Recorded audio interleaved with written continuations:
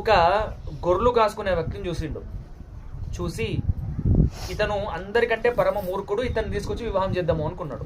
అనుకొని వచ్చి ఆయన దగ్గరికి వచ్చిండు. అయ్యా, నేను చెప్పినట్టు చేస్తే నువ్వు మహారాజు ఒక కూతురుని వివాహం చేసుకుంటావు అన్నాడు. ఏం చేయాలి అని రాజు దగ్గరికి పోయి నేను 3 ప్రశ్నలు వేస్తా.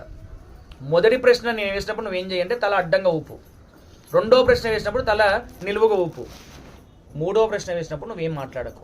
ఇంతే, నువ్వేం చేయొద్దు, నీకు మహారాజుతో వివాహం అవుతుంది అని చెప్తాడు. సరే అని పోయిండు. ఆ పండితుడు చాకచక్యంతో 3 ప్రశ్నలు వేసిండు. ఇతను అట్లే చేసిన తర్వాత ఇతను మహాపండితుడు అనుకున్నాడు. తన కుమార్తె నుంచి వివాహం చేసి వివాహం అయిపోతుంది.